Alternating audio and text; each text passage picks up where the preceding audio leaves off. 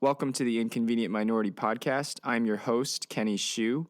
Joining me today is King Randall. King Randall is the founder and president of the X for Boys. Now, the X for Boys does a lot of work with young black boys, especially in his geographic area of Albany, Georgia.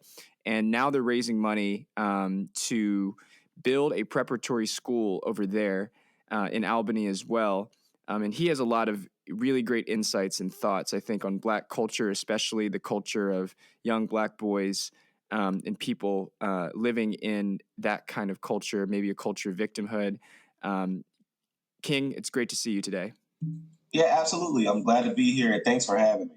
Yeah, absolutely. So, King, what was the driving factor in causing you to create this program, the X for Boys? Well, if anybody's ever done any research on Albany, Georgia, we were like one of the fourth poorest cities in the entire United States. We're one of the worst cities to live in Georgia. We've been national. We led number one in the murder rate per capita at one point last year. In 2020, we had 21 murders where we live, and that's really high considering our population here in Albany. And most of the time, if you're looking at the crime statistics, it's a lot of young people that are dying and doing the killing.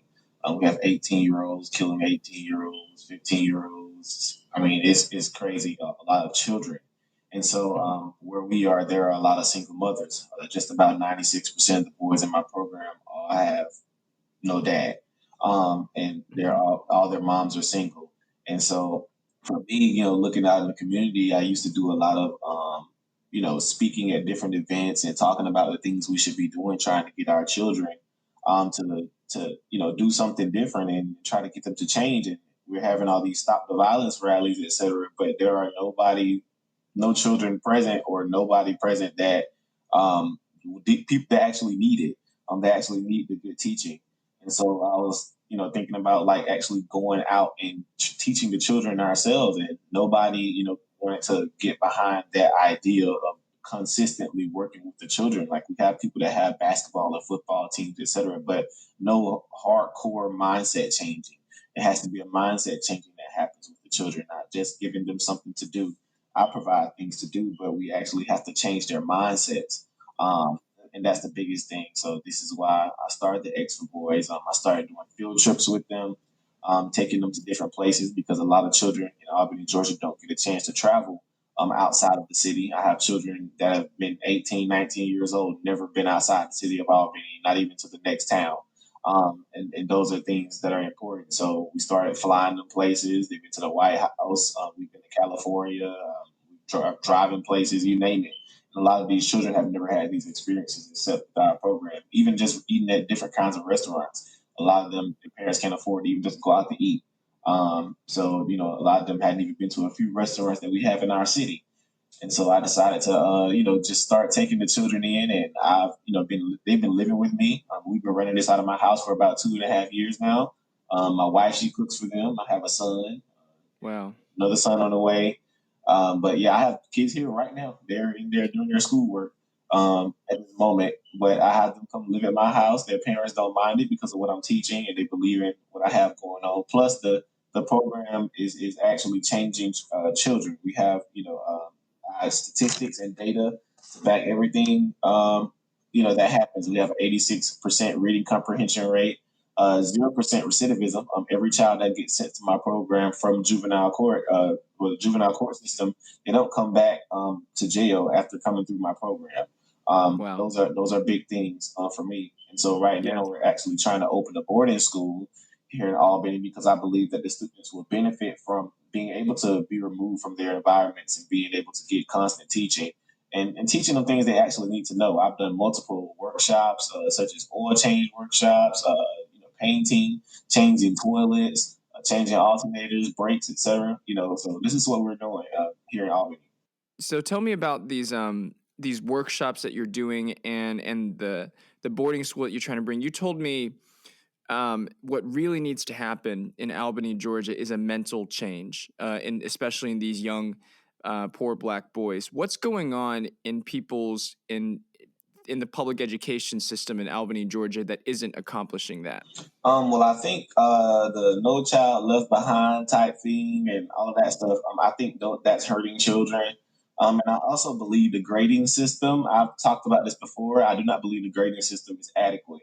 And also teaching boys and girls separately needs to be done again, which is why my school will be only boys. Even I went to the board of education, with the statistics and data, showing how well students did back in the 1900s and 1920s, et cetera, and even the schools today that do way better because the boys are separated from the girls, especially in the middle school ages when they're developing through puberty, et cetera. And in this day and age where little girls are allowed to wear whatever they want, because of self-expression and a boy's anatomy, they can't help being aroused or being turned on, et cetera, especially at that age. So you would advocate for separate co-ed education? Absolutely. I definitely believe boys and girls learn separately. That's been proven via MRI scans, where our brains develop differently, etc.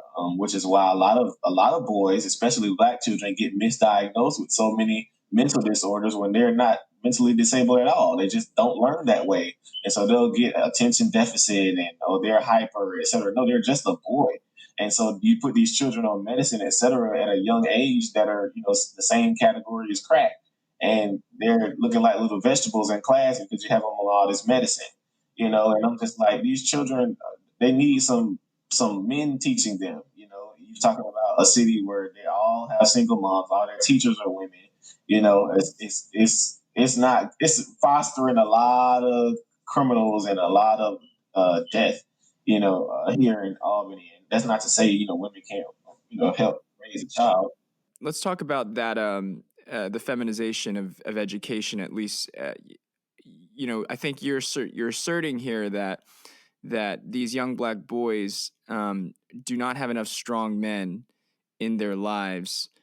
How does that take me through the process? How, when you're a young boy and you don't have a strong man in your life, and maybe the public education system isn't giving you male role models, what does that do to your psyche? What does that do to your personality?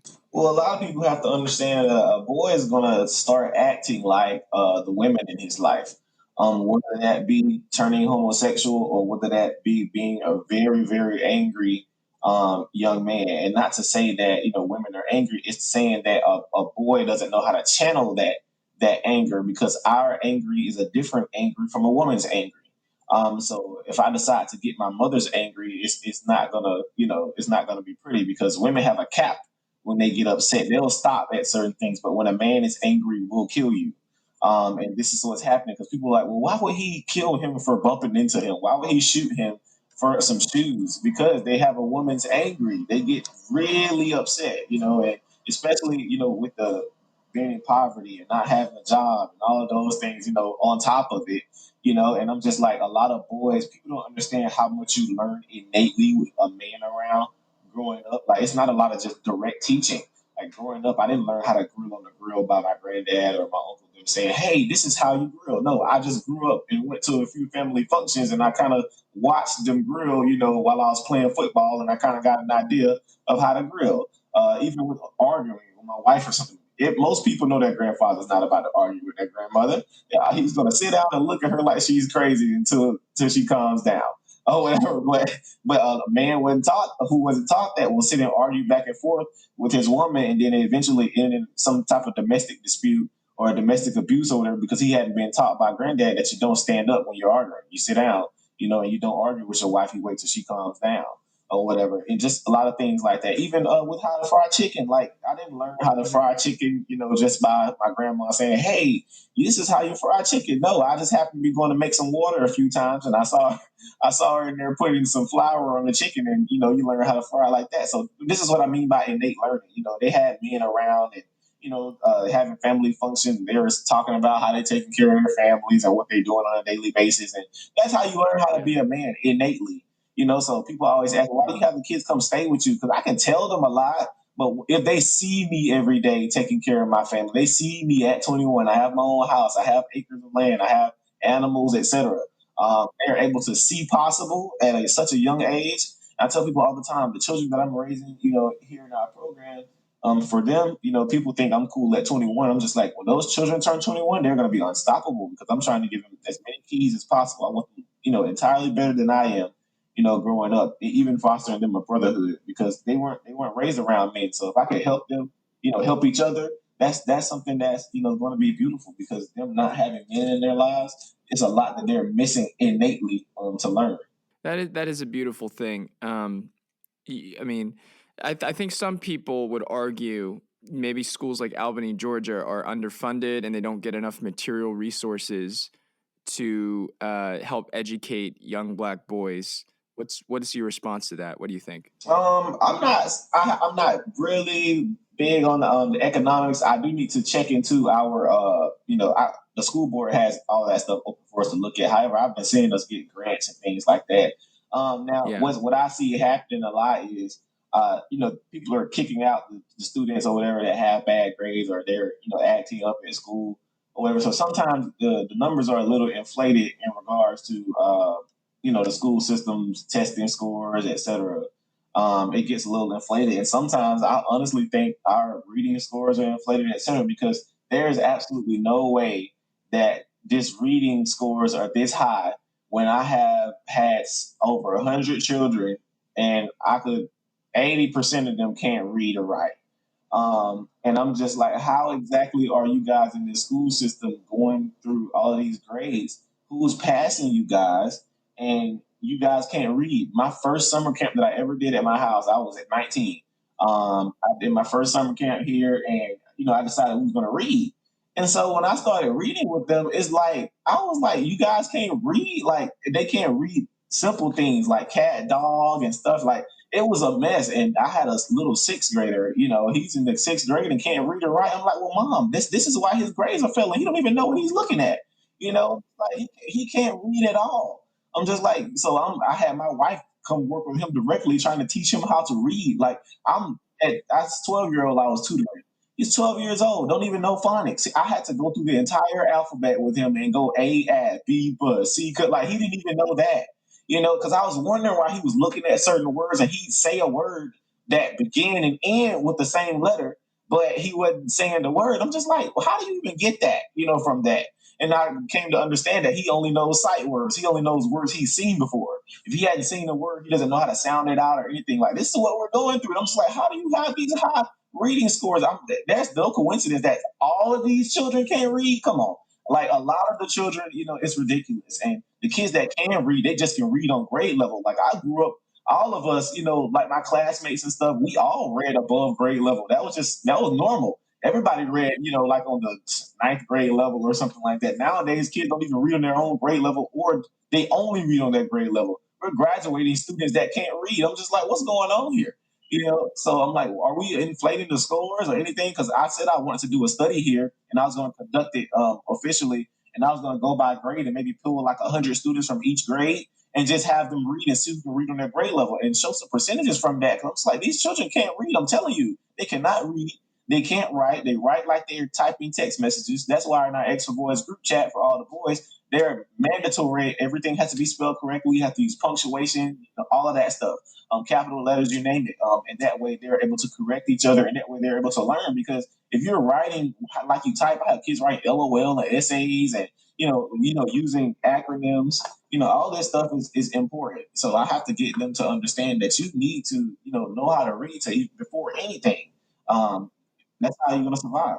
That's an interesting thing. I've always been fascinated by the issue of cultivating Black excellence, in particular. Just to give the audience some statistics to back up what you were saying, Albany, Georgia public schools according to this publicschoolreview.com, have an average math proficiency score of 23% versus the public school average of 42%, and a reading proficiency score also of 23% versus the 42% statewide average. So it's not like Albany, Georgia is doing great, even statistically based on the statistics, but you're saying, the problems are even deeper than what the statistics say. Absolutely. After working with the children directly, and seeing the issues, because I was a guy, who would blame, certain other issues until I started working with the children directly. And I'm just like, oh no, we have way deeper issues. This child not knowing how to read will definitely lead him to going to shoot somebody or going to rob a store or going to. This all stems from not being literate. That's where it starts. Yeah, so literacy, you would say, is the basic fundamental element towards social mobility, especially in young Black children. Absolutely, you have to be able to maneuver through society and know exactly what you're looking at and what you're doing. Let's talk about literacy. So, right now, among elite academic culture, you see some people saying, um, you know, we need, I think Black English, Ebonics, is an equally strong or good alternative towards traditional phonics. Um, as something that Black children should be able to learn because we need to be able to accommodate their culture and cultural elements. What do you think about that? I have an issue with our culture in regards to the English language because now where we're going, I have people that say I'm trying to teach the boys how to act like white people and etc. because I'm teaching correct English or whatever, and they're trying to make it seem like well since they talk like that, let's just make it normal. And I'm just like, it's like this culture now, every things that are wrong, and since so many people do it, we're just going to make it normal. And even the boys have this issue with each other sometimes, like especially children coming like from low poverty areas and stuff like that, low income neighborhoods. They have this issue with kids that know a little bit more than them, and like it's a culture in their neighborhoods to like not know stuff, and people who do know things, you get picked on for knowing something. Or you get picked on for knowing a bigger word, or you get picked on for being smart, or well, not quote unquote smart, just knowing something more than they do. And so I have to, help that too because they're like they think it's cool to not know. And I was riding and down the road one day, and one of the boys had said the word protruding. And so of course a few of them didn't know what it meant. It was like, oh, there you go with them big old words, man. Nobody got time for that. And I said, no, you're gonna ask him what the word means. You're gonna pronounce it, and you're gonna use it or whatever. I'm just like, y'all gotta stop. Like, what is wrong with y'all? I'm like, y'all get mad, or get angry at each other, or because somebody knows a different word, or can say something differently, or can use a bigger word, and know the definition. Like, you should be able to do the same thing. You should want to know, what he's saying, not saying everything incorrectly, because I have a problem with that too. It's like they don't care about saying things wrong. I'm just like, no, that's not how you pronounce that. Well, I don't care, same thing. No, it's not. I said say it right. I'm just like, you say it correctly. And I'm just like, how you gonna go get a job or get into different fields, and you think pronouncing words wrong, is right. And I have to get on to parents about that sometimes. So I'm like, you have to make sure that they're pronouncing words correctly. Like, even though they're just walking around every day, they start saying the same word wrong for so long, they just think that's how it goes. And even they just make up words, to say and things like that. But now we're trying to make that normal. I'm just like, not where I am. We're not learning no ebonics or whatever that is. We're going to learn actual English because that's not the society that we live in. I keep telling them, people are like, oh, the white man this and the white man that. I'm like, well, you live in his society, so we have to learn his English to be able to maneuver in his game. So if you're going to maneuver in his game, you got to, play the game like he plays it, even to get any power. Because we don't have any power right now to be able to say, oh, we want to talk like how we want to talk. No, I need a job, first of all, or whatever. So I'm going to talk like I need to talk correct English so I can get a job, or write correctly, things like that, read correctly. Until we get in a position of power where we can say, well, you can talk how you want to talk, then that's cool. But we're not in that position of power. People are always like, well, just like with the capital thing. Well, they didn't get, if black people were to do that, then they would have get shot. That's just like saying, well, Billy didn't get time out, but I did. Well, Billy's dad is principal of the school, and until you get power like that, you're gonna have to sit in time out. So that's just something you have to build for yourself. We have to build our own power instead of begging people to do for us what we can do for ourselves. And that's one of the main things I'm teaching my boys. We're going to be self-sufficient. We're responsible for fixing our own communities. We're not asking no politicians or mayors or anything. Cool, you can assist us if you'd like, but we're responsible for fixing our own communities. And that's where change is going to start. Fixing communities ourselves, because as long as we keep saying you got to vote to change this, you got to vote to change that, and we got to elect this person and elect that person, and our children out here still can't read, that's the issue. You said a lot of things there. I mean, all of those are highly interesting to me. I think I want to talk a little bit about self-sufficiency, what you were saying, especially with regards to your boarding school. Malcolm X said, education is the passport to the future, for tomorrow belongs to those who prepare for it today. And, to cultivate Black excellence, right? I think you're onto something in terms of, I think you are onto a great idea that excellence, people can't just give you excellence, right? You have to be able to cultivate those habits and responsibilities yourself. Mm-hmm. And people are wondering, oh, what's the big deal about phonics? Who cares? But it seems like you understand that if you want to get the big things right, you have to get the little things right. Absolutely, absolutely. And you have to. I keep telling people all the time. Like there's this other guy, in the Black community who's been trying to open a school, for about 10 years. He's been raising money for like 10 years, and he's trying to start this gigantic school outright. And so people were seeing me at 21 about to open a school, and way less than that. And I've heard Malcolm X say, a few times, he was like, there are white people that want to help solve the problem, so you let. And when I heard that one day, I was like, you're right, because there's a lot of white people, even though I work mainly with Black children, they still want to help. And so I've got under a lot of flack, from my community because white people have started supporting what we're doing.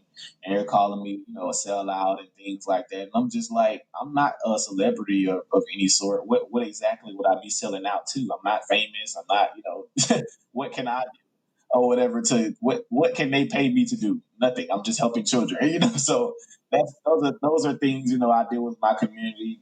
The most hate mail I get is from my community, etc. And I'm just like, you have to understand that I have to come with the right paperwork. I have to come with the right game because at the same time, what you're not understanding is even though white people are donating, this money is going all back to the Black community where I live. I'm like everybody that makes our gear, all of our sweatshirts, jogging suits, everything, all Black people. And I'm just like all the children that we're helping feed, moms who are need help with their light bills, etc. All of this money that we're using in our organization, is going back to these families. For Christmas, we went and served 35 families for Christmas, all Black. And I'm just like, this is what's happening. I'm just like, we're helping our community with that money and they understand this. I'm like, so why do you have a problem with it when it's benefiting you directly? And so these are things, in our community that we have to pay attention to. And so I have to show the boys that there is no age limit on doing anything. You can do whatever you want. I'm the first of my kind, even in our state, to even try doing something like this. And right now, the building that we're about to get, I'm not sure if you saw the video, but we're not getting that building anymore. There was something going on with the owners. However, God made a ram in the bush, so we actually been in talks right now with our Doherty County school system. There's an old elementary school that they had been using for 2 years straight. The superintendent contacted me, and he was like, "Would you like to come tour the facility?" I said, "Absolutely." I went and toured the entire school. It's in immaculate condition. The roofing's brand new. The flooring's new. All the carpet, cafeteria is in excellent condition. All of these things, it looks great. Only thing that has to happen is the air conditioning needs to be serviced. But they are going to vote on us receiving the school on the 27th. They just talked about it in an executive session on Monday, and on the 27th, which I'm sure will follow through, we got a letter from our mayor, our chief of police, our coroner, our banks, some of our bigger industries all sent letters to the Doherty County School Board and said that the Extra Boys needs this school building, and we know that we're going to get it. But I'm only buying it for $15,000. The school is 36,000 square feet, 25 classrooms, library, cafeteria, etc. Offices, you name it. It's in immaculate condition, and it's on the low income side of town where those children would directly benefit from our presence there. So God had a ram in the bush for us, and that's what we're about to make happen. And I'm 21 years old. I'm doing this by myself, and all I do is sit around and make it happen. You contact the right people, you rub elbows with the right people, and you make something happen. This is what I'm teaching my boys: self-sufficiency. You do it for self. And I keep telling people, you have to train your children up in the way you want them to go. You have to train your replacements. I don't trust any politicians that we didn't raise and breed in our own community. My boys, they're going to go run for positions one day. They're going to go be the mayor, be the commissioners, and be our state representatives, et cetera. And they're going to work on both sides because we need to know what's going on in the Republican area and we know what's going on in the Democratic area. So that way we can come back and co-join and say, hey, this is what's going on. And this is what we need to make happen. Even with our city, and its low, income rate. We want to take that up because we believe the income rate is inflated. The income is only like $21,000, but that's because we have so many rich people that live here. We have many rich people that live here. If they move away, the income would be even lower, like super low. People here, I know people right now. I can't find a straight adult right now that has more than just $1,000 sitting in their account. Just a straight $1,000 just sitting in a savings. People don't even have that here. People don't even have $500. And these are just normal people every day that are surviving. And so we want to go buy back all of these buildings, and like when we start, making money with the things we're selling, and our community garden that we have, we've given away vegetables and fruit and et cetera. This is what we do. I raise chickens, but when we get to school, I want to have a plethora of chickens so that way we can give eggs out to our community. Like we want everything to be, homegrown, and we want to do it ourselves. We want to be self-sufficient. We don't need the politicians or anybody to come do it for us. And so people getting upset because different politicians have asked to meet with me, and I go and meet with them, and they're like, "Oh, you're a sellout. You meet with a white Republican or something." You didn't say anything when I met with a Democrat or whatever. I'm like, but at the same time, you act like I asked for the meeting. They asked to meet me because so they can see how they can help. I'm like, they're a sitting elected official. Why would I not meet with them or whatever? But this is where we at. And like I said, our boys are directly benefiting from it. They're understanding what's happening. They're really overprotective of me and our program because they know where we're headed. And everything, they believe in me so much because everything I say that I'm going to do, I do it.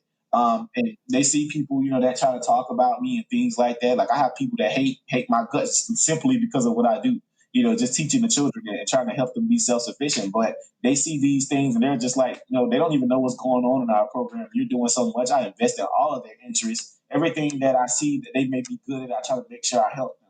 One of my new kids, he's a speed skater. I didn't even know that there was such sports. He's a speed skater, but he didn't have the skates for the team. I went and bought him some brand new professional skates so he can join the speed skating team so he can go become a professional and get paid. Even one of my boys, he makes really good beats. Of course, I had some other guys that made beats, but he's really exceptional. I went and bought him a bass guitar to learn how to play because I was like, if you can get some little funky grooves behind that, you can do something with it. I bought him a mixer. We got mics up here at the house. I made a little studio at my house for him. Even my gaming kids, we flew them to San Diego, and they joined the esports gaming team where they can get paid to play video games. And so I have like 3 different TV setups, in my in their family room area, so they can all be in there playing video games, so they can get paid.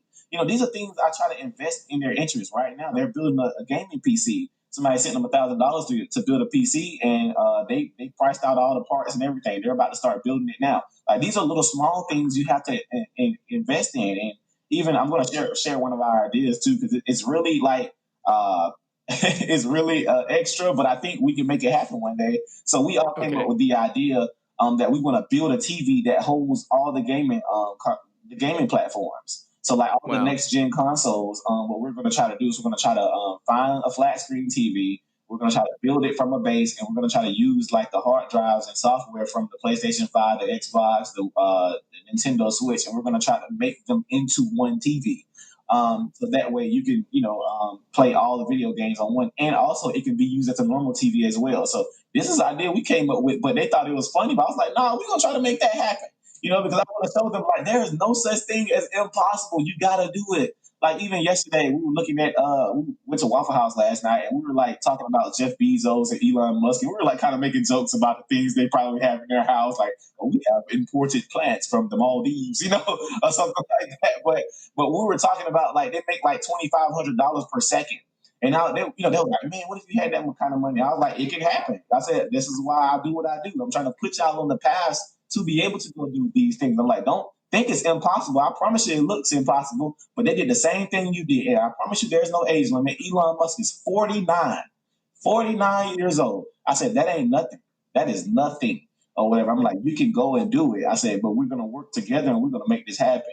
So I only have, like 60 children, constant in the program. I'm like, but when this school starts and y'all are constantly around and we're constantly doing teaching every day, you guys are going to be unstoppable, man. I said, y'all going to go buy back our city. We're going to go buy these buildings, open our own businesses, etc. I'm like, there's no reason we don't have skyscrapers here and all of that stuff. We're a nice size city. No, why don't we have skyscrapers? Why does our population keep going down every year? Because why, all the crime, etc. We got to be self-sufficient. We got to do it for ourselves. So, were you raised in Albany? Yes, sir. Born and raised. So, what was the difference between your childhood, or were you raised in a similar circumstances as other people in your area? But I mean, obviously, you've been able to cultivate self-sufficiency and independence. I mean, what do you attribute that to?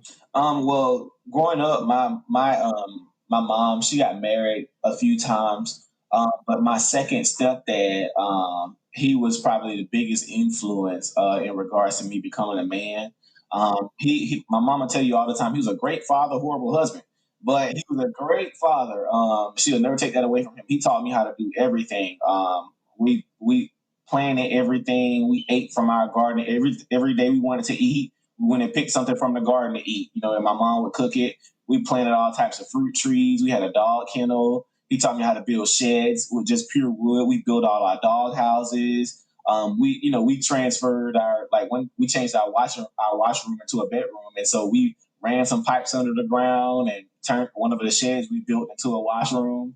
Just all these things I learned, growing up, how to fertilize your land. All of these things I learned, with him growing up. I didn't even understand how important it was at the time until I became an adult, because so many children don't know these things that are really important, like how to feed your family, etc. So, I don't necessarily attribute that self-sufficiency to that. I attribute it to, learning and reading as I graduated high school, because I started researching Dr. King and Malcolm X and things like that. But I kept starting to hear this same kind of conversation about doing for self.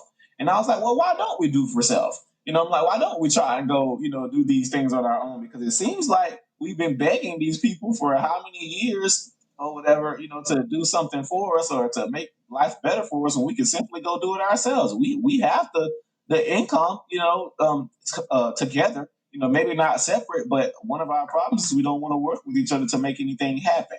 And this is why I force the boys to work together all the time. They even get in trouble together. Everything that they do is together. If one person messes up, everybody get in trouble, but this is to create a sense of togetherness for them. Everybody has to work with each other. Everybody has to work together. And that's how we're going to make things happen. But yeah, it's researching and seeing what the results could be from doing for self, and me being a product of that, I went and got my own house. I bought my house at 19 years old. I have land and goats and chickens and all of that at 21. And, I have friends that have graduated high school, et cetera, asking me how am I doing these things. And they're just working here and there. I'm just like, I simply just went out and did it. I learned how to cut hair. I started cutting hair around the community. I'm a handyman. I teach all the boys how to do this stuff, but I went and started painting people's houses and changing toilets and ceiling fans. And I was just doing this every day, every little job I could get. I was out doing it. I was fixing cars, etc. And I started doing this young. Me and my best friend, we used to fix cars when we were in high school, like 15 years old. But this is what we started doing, and I was able to, buy me a house and all of that stuff, and be able to take care of my family and feed them and things like that. So I'm just like, you can go do whatever it is that you want to do. Stop saying or telling yourself that somebody's holding you down. If somebody's holding you down, it's because you're allowing them to. So in contrast to the self-sufficiency narrative that you're advancing with your boarding school and with the X for boys, we have a narrative in our culture right now about race right now that says if you're black, you're oppressed, and if you're white, you're privileged. And what do you think the effect of that is on young black? First of all, do you think that young black people are impressionable black kids are getting that narrative right now? Oh, absolutely. A lot of children, who aren't getting good teaching are told that somebody's holding them down, somebody's not allowing them to be able to make it in life. Versus, I could show all these children, all these successful black people right now, or whatever, that simply came up out of the gutter and made it happen, or whatever. Nobody gave them anything. And even I try to tell them, like, some people will say that white people just got white privilege. I'm like, I showed them all these white billionaires that came from nothing.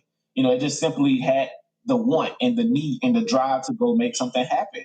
Maybe they did have a little extra help because of their skin color or whatever like that. But if I know how life is for me, then I just got to figure out how to maneuver around it and make that happen. So I posted a tweet actually about 3 o'clock this morning, and the question was, how are you going to work towards freedom and the responsibilities that come with it if you keep basing your existence on oppression?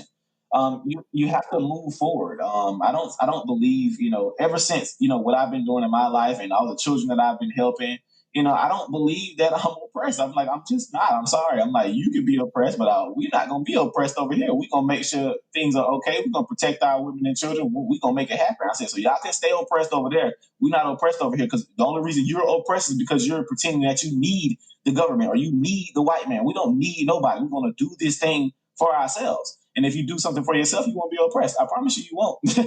You just got to do it. So describe to me this boarding school Mm-hmm. that you're bringing up. What's going to be different about this boarding school compared to either the public school and things like that? How long are you going to be teaching these kids? Right, absolutely. So, of course, they'll have the normal school year, but of course, they'll be staying there. They'll get all the same breaks at school. Now, one of the things that I want to happen with this school is that even the things that I'm teaching the boys, I have to make sure that their parents are, still teaching and learning as well, because a lot of these parents don't know anything. They had children when they were children. So a lot of them are, kind of thrown all the way off, in regards to their lifestyles. But I'm going to make sure that for children that are coming to the school, it's going to be mandatory that parents attend different workshops and different classes and things like that in regards to their finances, et cetera, because you need to be learning as well. But the boys, they'll be learning everything from hunting, consuming, processing, killing your own meat, growing your own food, giving. Giving is a big part of our organization. Everything that we do, we try to make sure we're giving before we're receiving. Even when we flew to San Diego, we found a group out there that was giving out 5,000 turkeys, and we helped pass out 5,000 turkeys in San Diego to people we didn't even know, and people didn't even know us, but we went out there and helped, pass out those turkeys for Christmas. We served 35 families. Giving is a big part of our organization. I even let the boys watch me give all the time. I leave $200 and $300 tips when I go places, et cetera, to bless people. Yeah. Even paying for people's gas, paying for people's food. Just we do this all the time because we're so blessed. You have to share your blessings in order to keep receiving. Giving, also, making sure that their reading comprehension levels are, to standard and, above grade level. All children will be required to do dual enrollment. Dual enrollment is a program here in Albany where you could go to college and high school for free. As long as you're in high school, the state will pay for it. I graduated high school with an associate's degree simply because I took advantage of, the dual enrollment process. So I believe every child should be doing that, because that if you do decide to go to college, that takes 2 years off of anything you had to pay. So that's going to be mandatory, even if it's just a simple business management degree. You got to get it. So these are things that they'll be taking care of, and then of course they'll be learning like STEM, just normal reading, language, math. But also I want to incorporate, make sure they're doing their construction workshops, their automotive repair, and I also plan to purchase maybe one aviation simulator for those students who may be interested in flying as a pilot one day. The aviation simulator actually gives them hours towards, actually flying, because it's an actual aviation simulator. It's expensive, but I want to buy at least one, to get those students into that arena. And for those students who decide that they may want to pursue that type of career, then I'd be able to push them to the resources where they already have hours and they can go get them some actual flight time before they get their pilot license. These are things, that I want to happen. And even just sports entertainment, even getting the children into different sports. The children don't understand, especially here in Albany, a lot of black children think that they can only play basketball and football, and all the other sports is white people sports. I'm just like, that's not the case. I'm like, you can go and make money, in these sports like playing golf and lacrosse and billiards, professional billiards, professional table tennis players. They make on average $140,000 a year, and like, I know some black guys at the billiard pool hall right now that could beat 10 professionals in a row, with a cigarette in their mouth and a beer, and they don't even know they can get paid for it. These are things, that I have to get my voice to understand. Like, no, you can get paid for these things that y'all do on a daily basis just for fun. People out here getting paid to do it. So I want to, open their minds up to these things. Like even wrestling, like sports entertainment, like WWE type things. That's a real area. They get paid for that stuff. This is areas that they're interested in. I took them to a wrestling match probably about a month ago. Underground wrestling match, and they loved it. We had them go backstage, and they met the wrestlers and everything. But it was something like 2 or 3 of them was like, "Hey, I'm interested in this. I actually like this," because they were talking to them about it, and I was like, "Well, this is something I'd like to incorporate in school, like sports entertainment wrestling." We could have people come out and come watch them wrestle or whatever. Just something. I have to open their minds, and even they have a tennis shoe coming out this month. I want to make sure that all of their interests, are on the board. They can do everything for themselves. I'm like, this is what I'm trying to show them. You can do it. And I'm like, I'm 21 and I'm showing you all these things. I'm investing in all of your interests. I'm showing you that it is possible. I'm showing you you're possible that you don't even see in yourself. So these are things, I want them to see, and they're seeing it and they're changing, and I'm loving it, and it's beautiful. Well, that's amazing. And I saw on your GoFundMe that you raised $180,000 out of your $300,000 goal. Mm-hmm. And if you guys would like to, for the audience, if you guys would like to donate to King Randall's boarding school operation to reach that $300,000 goal, most of the gifts are just $50, $100 and those kinds of things, everything like that. You've been. It just seems like the school and the vision that you have for this school is more than just, okay, we're going to get you from grade to grade. Unfortunately, that seems to be a lot of the case of a lot of public schools in our country right now. Right. We're just going to move you from grade to grade, hope we don't fail and save our own hides. Right. I was reading some things about, Booker T. Washington and about Black-owned enterprises, Black-owned schools during, the early 1900s and those kinds of things. And then, I see a lot of work and a lot of research being done on, the current society of government welfare that we live in today. Mm-hmm. And maybe its effect on things like single parenthood and its effect on things like building up the cultural elements to allow the Black community to really prosper and succeed. If you've been immersed in this poor Black community for a long time in your life, even though you're just 21, which is incredible. But what lessons have you been able to learn from your own experience that you think that maybe contribute to the way that you see America and maybe the position of Black people in America today? I think not worrying about mainstream ideologies or things like that, or not worrying about the status quo, or not worrying about what everybody else is worried about, keeps me sane. Because like people were messaging me about the Capitol riots and all that stuff. Like, okay, I mean that ain't got nothing to do with me. I don't have anything to say about it. That's not affecting me or my children directly. We got other stuff we're doing. It's hey, things happen. Everything's not going to be all pieces and cream.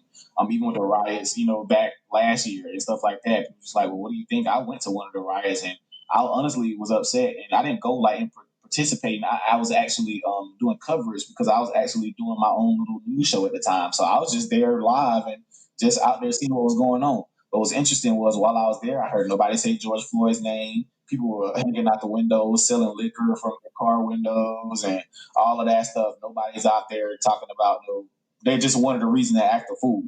And I'm just like, that's absolutely ridiculous. And this is what I'm telling my boys, like, this is not how we do it. We attack their pockets. If we are upset about something like that, we're going to attack their pockets or whatever. And we're going to do it strategically. We're not going to go and burn things down and all that. They need to know that we move calculated. And so if they can predict how we're going to act all the time, they know exactly what's going to happen, and they're going to keep doing what they're doing. What they're doing. Exactly. They're going to keep doing what they're doing because they know exactly how we're going to react. We don't have any strategy. We never have any plan. But you mentioning Booker T. Washington was crazy. Is last night I was actually looking him up last night. And I actually have, we have a book club, and I have about 25 copies of Up From Slavery by Booker T. Washington that we're going to read. And what's crazy is I've heard somebody before say, you remind me of a Booker T. Washington. And I'm just like, what? I knew who he was, but I didn't know. So I kind of looked him up last night. And I see he founded the Tuskegee Institute at 25 years old.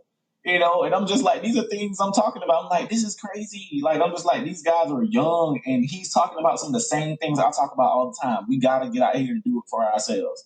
And he went and did it. He was a slave, so, and he went and opened up a school at the age of 25 years old.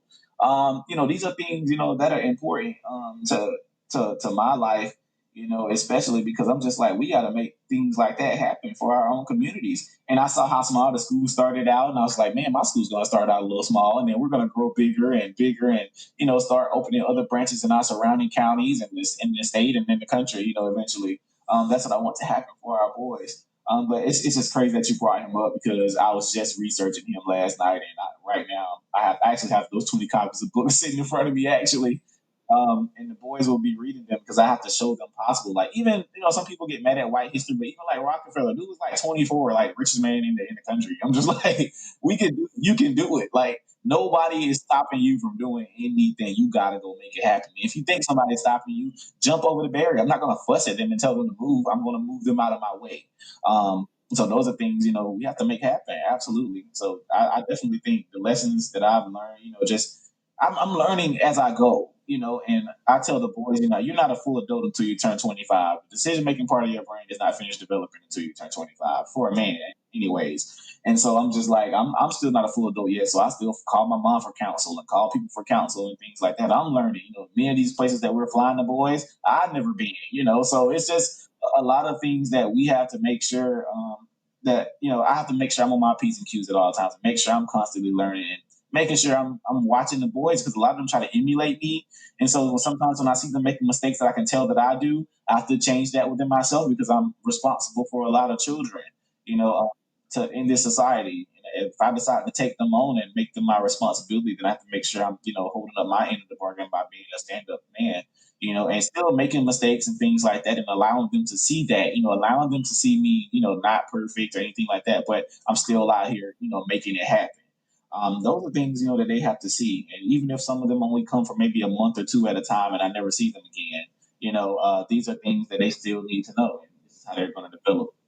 That's a beautiful thing, King. It's incredible to see what you're doing in your community and everything. I would encourage everybody here to follow King Randall at New Emerging King.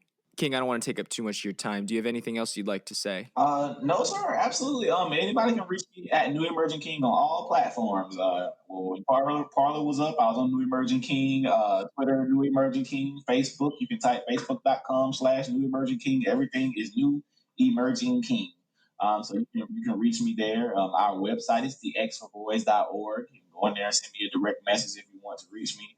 And yeah, you can donate on the website as well. You just go to thexforboys.org/donate. And on the website, you'll see all of our pictures, everything we've done. I actually need to update it, but a lot of the things that we've done, places we've been, etc.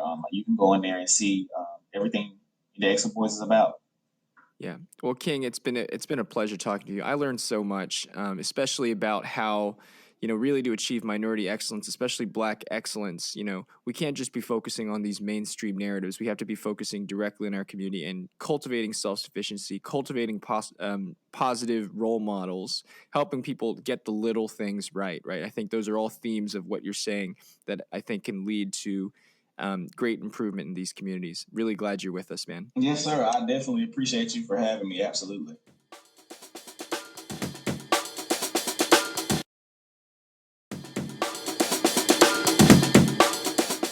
Welcome back to the Inconvenient Minority Podcast. I'm your host, Kenny Shu.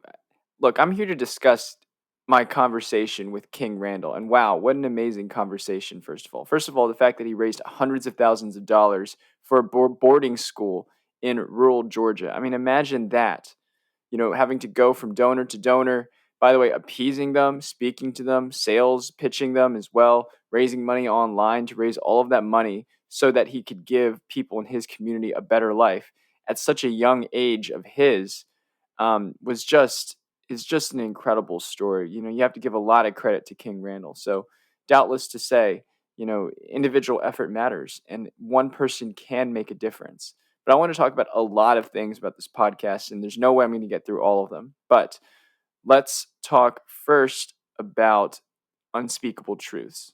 Okay, so King Randall, this is the stuff, this is the kind of things in American life that you're not going to hear from the elite educated liberal person. You just won't hear stories about rural Georgia because the mind of the woke left right now is all problems that are related to the Black community right now are a result of white racism. And so if we focus entirely on that, then we're not able to see these kinds of stories about what's really happening in our country in a lot of rural Black communities. He talks about the violence, 21 murders in the town of Albany, Georgia, which is a very high rate compared to the rate of violence, in America. Low education. He even questions the public literacy statistics. I mean, imagine that. He's taken on kids from these neighborhoods and these Albany public schools who do not know how to read, who don't know phonics, who are, 12th graders who are speaking at the level of a third grader. These people are not. There's something deeper at heart that's going on in this community that is it's very clear to him raising all of this money, starting this school and everything. It's very clear to me, and it should be very clear to you guys, this audience, that King Randall is motivated to roll back some of the terrible things that are happening in his community. But those terrible things are not because some white person is lecturing them about these kinds of things. It's because of things that go even deeper, than just white and Black, that go straight to these ideas of race, identity, and culture that we've been talking about on this podcast. I want to talk about what King Randall asserts about the education system over in Albany, Georgia. Look, there are no male role models. It's so interesting how he emphasizes male role modelship in a school system, especially in a broken, largely Black rural school system, and why it matters so much and how he's so passionate about this. There are workshops. He talks about the feminization of education. Okay, first of all, he is correct. Boys are not actually able to learn the same way girls do. Okay, you can't sit down on a desk. If you're a boy and you sit down on a desk for 8 hours and you're 6 years old and you're a 6-year-old, you're just not going to be able to learn the same way. Okay, it's not going to come out. You have a lot of energy. You want to expend it. That's why we have things like recess. That's why we have lunch. That's why you need socialization. That's why sometimes people need to get a little down and dirty, especially with boys. Okay, so evidently there's not enough of that going on in his school system. But first of all, but second of all, there really aren't many good male models according to what he's talking about. And when you are, and obviously his school is meant specifically for boys. It's not for girls. It's not co-ed. It is for boys. But he even criticizes the co-ed system. He says it distracts men. And okay, yeah, that's not a politically correct thing to say. But when you don't have male role models to ground you, and you're around a whole bunch of females, and you exhibit that kind of thing, then who is going to be teaching you how to act, in the way that a studious and moral and upright and upstanding male is supposed to achieve in society? Because it is still very different. The roles are still very different for men and women in our country today. Don't lose sight of that. But this idea of not having male role models, and a lot of that, is because a lot of the men go to jail. And that is true. A lot of the men do go to jail. Does that mean that we need policing reform? Does that mean that we need jail reform? Maybe it does. But the fact of the matter is, in these kinds of communities, the crime rate is very high. You saw the murder statistics. You saw the violent crime rate statistics. It's very high. So, of course, if you get arrested for violent crime, you're going to go to jail. And as a result, you're going to depress the character of the male population. This is a community that in many ways is going down in a downward spiral, and King Randall wants to change that. And evidently people trust him for that too. They send kids to his and his wife's house and they cook for them. And these kids he talks about, are kids who don't have any skills. They don't have any skills to survive in society.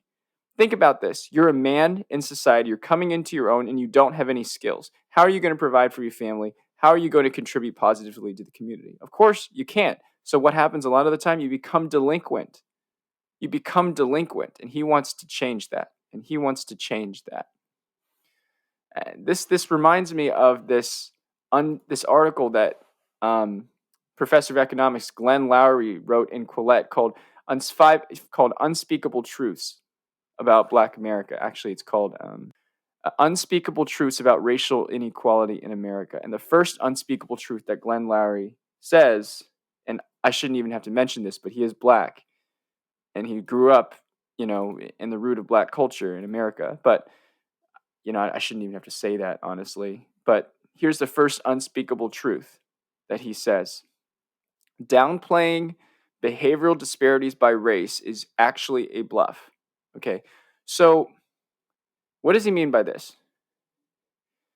He means that in our current culture today, if we attribute any disparities of race to actual behavior on the basis of people who are generally in that race, God bless you, because you are going to get called so many names.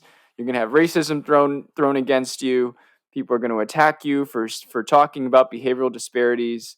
Even if you even so clearly suggest it. But then if you don't talk about behavioral disparities, then what are you conceding? Well, you're conceding their narrative, and their narrative is fundamentally that any disparities on the basis of race, especially with regards to negative disparities, are because of white racism, or because of white supremacy, or because of other people acting things against them.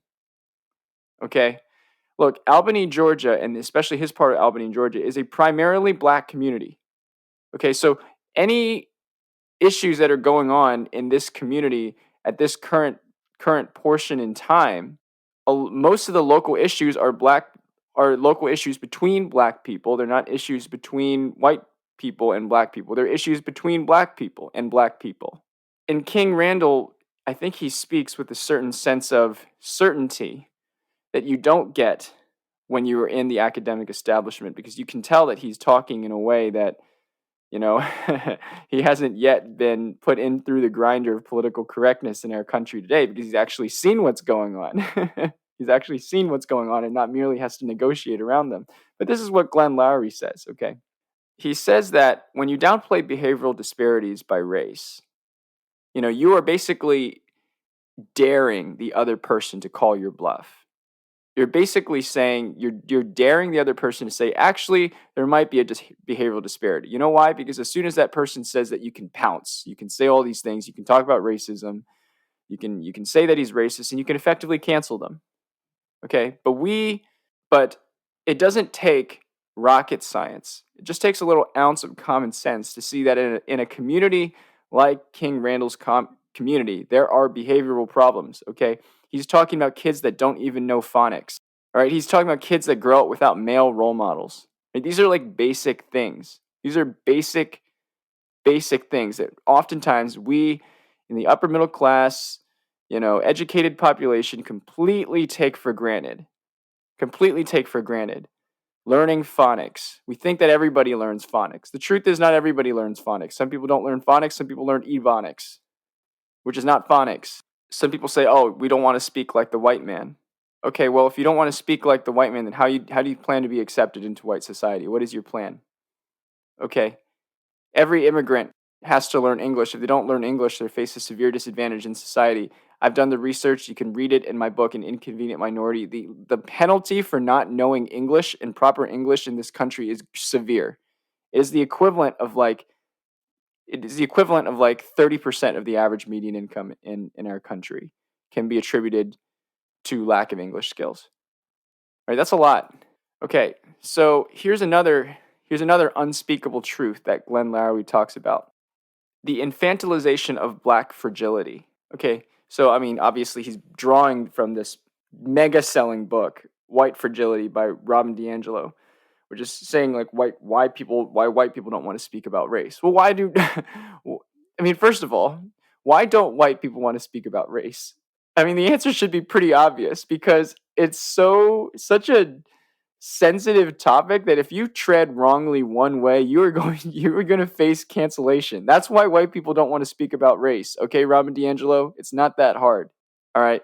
But now Glenn Loury talks about black fragility. What is black fragility?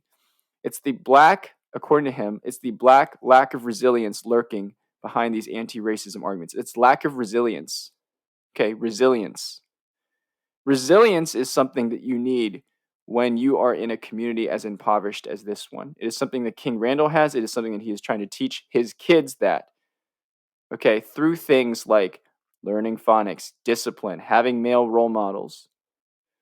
All right, being in an all boys school so you don't, face sexual or social temptation. I'm sorry, that really is a thing. Okay, that really is a thing. You need resilience.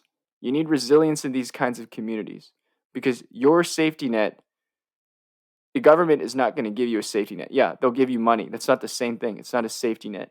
You don't have a safety net if you have money.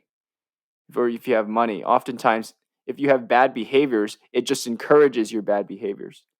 Here's what Glenn Lowry's saying. Blacks are being treated like infants whom one dares not to touch, one dares not to say the wrong word in front of us, to ask any question that might offend us, to demand anything from us, or fear that we will be so adversely impacted by that. The presumption is that Black people cannot be disagreed with, criticized, called to account, or asked for anything. So, of course, that is the presumption, because of cancel culture. There is this unspeakable nonsense that is going on in the educational literature today that is saying trying to teach people proper English and trying to teach Black people proper English is racism. Okay, or trying to demand that people do well on tests is racism. Or acting white, Uncle Tom's. What King Randall's trying to do, demanding something from his Black kid population. Look, you're going to, in his boarding school, the X for Boys, you're going to take classes, dual enrollment for the colleges, and he's already worked this out with, the administrators. You're going to teach skills like hunting, gardening. You're going to promote their interests and how they can make money from doing their interests. Okay, you're teaching them resilience. You're teaching them to not be fragile. You're actually teaching them to be able to resist the many, many things that society is going to throw at you. But if you instead teach them things like you are a victim, society has victimized you, you're always right, you're never wrong, all the behaviors that you have are always correct, what are you teaching them? You're teaching them fragility. Because then they start to believe that, and then they start, when society comes in on you and puts in all of the burdens on you, you are going to crack like a nut. You're going to crack like a nut. One thing that I've noticed talking with all of these people is that the truths are pretty harsh. And not only are they pretty harsh, but it does seem apparent that there's no such thing as a neutral life. There's a life that is either progressing or there's a life that is regressing. There's either an upward spiral or a downward spiral. What King Randall is trying to do with his school is he's trying to turn a downward spiral into an upward spiral. That is very difficult, especially when you don't have a family, especially when you don't have male role models. He's trying to bring that forward, and I think his what he's trying to do is worth it. It is worth it. But let's not make the mistake that this is some easy thing that he is trying to do. And let's not make the mistake that by infantilizing people, you're going to get anywhere with them and you're going to help them in any case. No, you're just going to make yourself feel better for the moment. All right, those are a couple unspeakable truths I wanted to talk about. I also wanted to talk about what he was talking about, literacy and normality. And I touched on this already a little bit, but let's talk about literacy. Okay, King Randall talks about phonics. Something that literate people like probably a lot of my podcast listener audience just completely take for granted. They're like, oh yeah, I learned phonics since when I was 6 years old. They probably don't even think it's that important to actually pronounce A-E-I-O-U. They probably don't even think that that's important. They're like, oh, anybody can do that. No, you have to be taught that. Okay? Imagine if you were taught Chinese phonics and you try to apply that in English language. It doesn't work. It's different phonics. Everybody has to be taught phonics. You know why? Because phonics is the standard for your language culture. And this is the critical thing that upper and middle class educated people who are, on the left side of the spectrum always miss. They always assume that things are just normal. They always assume that things that are not normal are just normal, that everybody will be able to learn it. No, you have to learn it. You have to learn basic things. A lot of these people in King Randall's life, a lot of these kids in King Randall's life don't even know basic things. They don't even know basic social graces. If you don't know basic social graces, how do you expect to be treated well by society? How do you expect to be? This is what Jordan Peterson says. Okay, if you don't teach your kid to be socially educated by the age of 4, society is going to wring them. It's going to tear you apart. And that, in some ways, he says that is the ultimate test of parenthood, especially early parenthood. Now, I don't I don't say that if you don't teach your kid that by the age of 4, that your kid is always not going to succeed. I knew a guy that was adopted at the age of 10 from a Kazaki orphanage by a group of Christian parents and taught to succeed and survive. And eventually he went to college with me. Eventually he went to college. Imagine that. He went to college with me and he survived and he did well. But there were still residual things in him. Okay? There's still, we all have residual traumas. The question is not, or maybe we have had happy childhoods. I'm not going to assume. But a lot of people have had traumas who are able to overcome those things. Okay?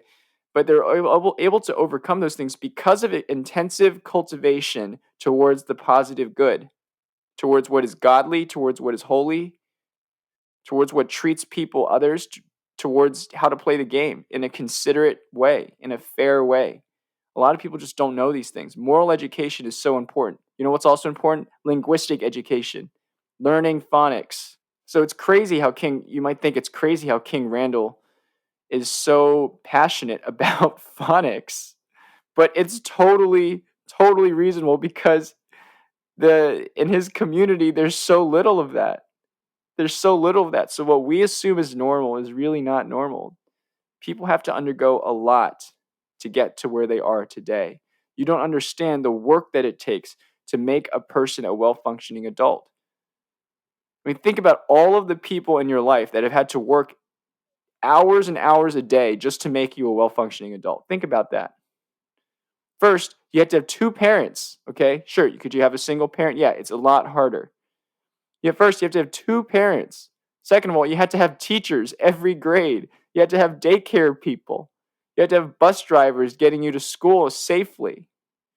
You have to have police people to keep out criminals from your school. You have to have firefighters in case something went wrong. You have to have technologists who could help you if your computer went wrong. Think about how many people are out there just to provide you the ability to become a reasonably functioning adult. Okay, that's the stakes here. King Randall understands that people who don't grow up with male role models are just going to experience, tough realities that he is in some way trying to fix with his boarding school. But in order to do that, he has to be a little harsh, and you can see it. You can see what he's trying to do. It's not that he's being too harsh, but he definitely is, providing certain limitations and restrictions that will help those people succeed. He's not assuming fragility in his kids. He's assuming resilience. And I think that that's an amazing thing. The last thing I wanted to talk about, I mentioned in the podcast with King about Malcolm X. And I want to bring up 2 major black figures. I want to bring up Malcolm X and Booker T. Washington. First, Malcolm X. You might think, why am I bringing up Malcolm X? Wasn't he the radical who, preached separation from whites? Oh, yeah, he absolutely did. He absolutely did preach separation from whites. But he also preached black independence. And that was central to the notion. And that's why he wanted separation from whites, because he wanted blacks to be truly independent. One of my friends said that Malcolm X taught black self-confidence. Here's some of Malcolm X's comments. Nobody can give you freedom. Nobody can give you equality or justice or anything. If you're a man, you take it. He says, education is the passport to the future, for tomorrow belongs to those who prepare for it today. Think about that second quote. That came out of Malcolm X's mouth. It could have come out of a Chinese mother's mouth. But also, it's so true. Number one, nobody can give you freedom. Nobody can give you equality or justice or anything. If you're a man, you take it. The Bible is very clear on this, guys. If you are in debt and you owe somebody a great debt, your life is theirs. You're not free. You're a slave. You need to take your own freedom. You need to cultivate your own freedom. You need to give yourself the ability to move in this world undebted to other people, including and especially the government. You know why? Because the government isn't going to give you freedom. It's not going to help you. It's only going to take it away. It's only going to take it away. And King Randall knows this. This is why he wants to teach his kids the trades. He says, pursue what you're interested in, and I'll help what you're interested in. Now, maybe we can make an argument. Okay, if he talked about video games with his kids. I'm not sure that if a kid said, I'm really interested in video games, you're going to be like, oh yeah, I'm going to make you a pro video game player. I mean, you better show some real talent there. But, if you want to learn a trade, King Randall is doing that. He's providing you dual enrollment classes so you can go and learn a trade at the local college. I think that's amazing. And I think he's good because he also recognizes, look, not everybody has to go to a 4-year college and get a bachelor's/master's degree. It's not the only way up. Not everybody is intellectually capable of that. I'm sorry, you just aren't. Like 2% of Americans go to graduate school? Even if 5 times the number of people who go to graduate school are qualified to go to graduate school, that's still 10% of Americans, okay? But yet he says, Malcolm X says, without education, you're not going anywhere in the world. He says, my alma mater was books, a good library. I could spend the rest of my life reading, just satisfying my curiosity. Those are beautiful statements. But it's about self-cultivation. It's about independence. That's why these boarding schools are created, to give people an independent way of living, a way where you don't have to be dependent, that actually other people can depend on you. I mean, look at King Randall. He's like his early 20s. He has a wife, he has kids, and he has parents who are sending his kids to his boarding school. He is shouldering a lot of responsibility. And he didn't have no graduate education. Either you are going to be taken care of by someone else, or you can be the caretaker and you can take care of your community. That is your choice. And that is the choice that he is presenting to his own community, to men of his own community. Are you going to take leadership in your community, or are you going to wilter? The last person I want to talk about is Booker T. Washington. Booker T. Washington, he was born in 1856. He started Tuskegee at 1881. Okay, he started a school at the age of 25 years old. 25 years old, he started a school called the Tuskegee Institute. And you know what he did at the Tuskegee Institute? He was a former slave. Booker T. Washington was a former slave. He studied at the Hampton Institute. Started Tuskegee Institute at the request of one of his friends at the age of 25 in Tuskegee, Alabama, a city of 2,000 people, mostly black. And he taught the kids there the trades, because his philosophy very much was this: not that the white man is not oppressing you. The white man is oppressing you, okay? But you're not going to get anywhere with the white man if you don't provide something of value. He called the blacks to join the world of work. When we talk about people who are disenfranchised in society, a lot of people like to say a lot of different things, but not many people talk about work. Unemployment, long-term unemployment is the greatest, possibly one of the greatest ways that you can disenfranchise people. Think about the homeless, okay? Think about the homeless. Think about the people on long-term welfare. Think about, for people for one reason or another who are disenfranchised in society. By and large, they're also long-term unemployed. Why is that? Because if you work and you're successful at it, you are showing people that you have value to contribute to the society. If you are contributing value to society, then more people want you. More people want to be around you. And more people want to pay you. And more people want to help you, because you have shown that you can help them back. Okay, King Randall wants that world for his kids. And so did Booker T. Washington.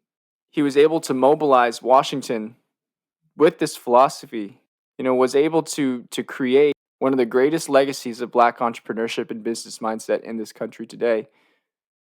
In his book, Up From Slavery, Washington talks about going from speech to speech, talking about what he was doing, and convincing people. But he was an attractive force. He was a nauseatingly attractive force. Sorry, not nauseatingly. He was an astoundingly attractive force to the people around him. You know why? Because his words carried weight, because he proved it through his actions that you can go up from slavery. It's the title of his book. You can go up from slavery. You're not destined to remain a slave forever. But you have to have the right mindset. You have to have the right role models. You have to have the right people around you. And you have to be willing to learn.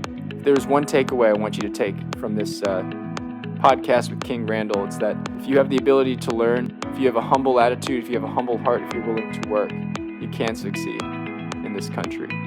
That's what King Randall did at his young age. That's what Booker T. Washington did at his young age. And that's what they're teaching so many young black boys to do at their young ages as well.